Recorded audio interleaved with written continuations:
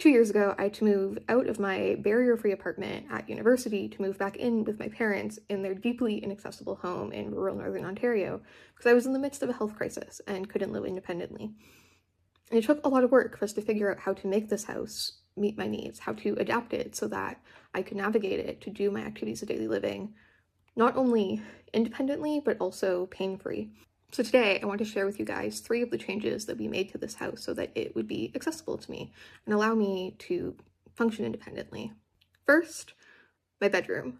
When I first moved in here, my wheelchair did not fit in my bedroom at all. The furniture took up too much space and there was no way to even get my wheelchair through the door because it would hit either the corner of my nightstand or the corner of my dresser. For months after moving in here, I would park my wheelchair in the dining room in the spot closest to my bedroom.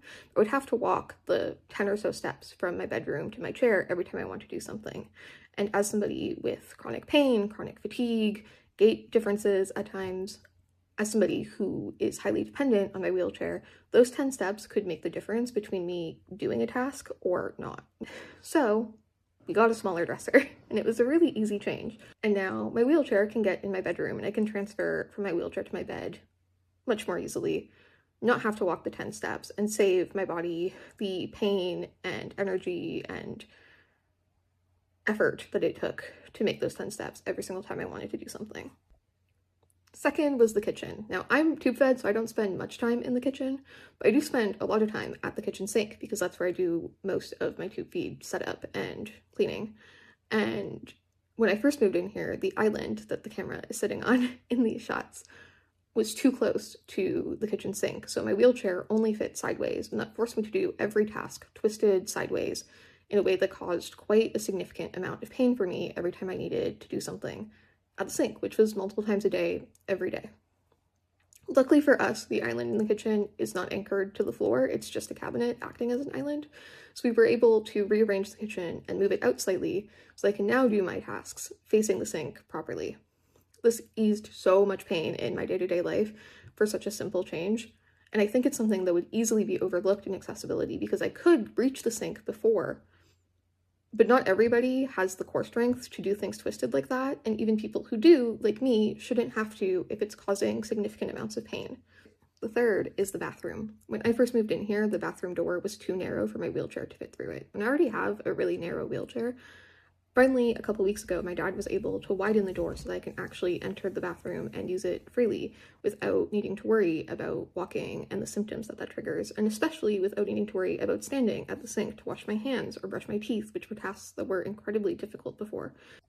That specific renovation was quite difficult and would have been really expensive if my dad couldn't do it himself, but the house needed it to be accessible for me. That's the problem with accessible housing, is that when houses are built inaccessible to begin with, which is true for the vast majority of housing here in Canada, retrofitting it can be an incredibly difficult and incredibly expensive task. I think this is important to talk about because accessible housing can be incredibly difficult to find, and truly barrier-free housing even more so.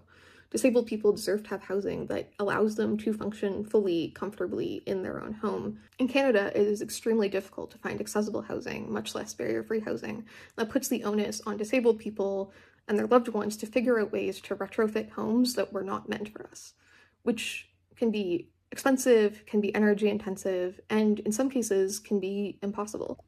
So for this accessibility week, I would encourage people to look not only at the public businesses that they frequent and whether or not they're accessible, but also consider whether or not the home spaces that they're in, the homes and apartments that they frequent, are accessible, whether a disabled person could live there, whether a disabled person could even visit there.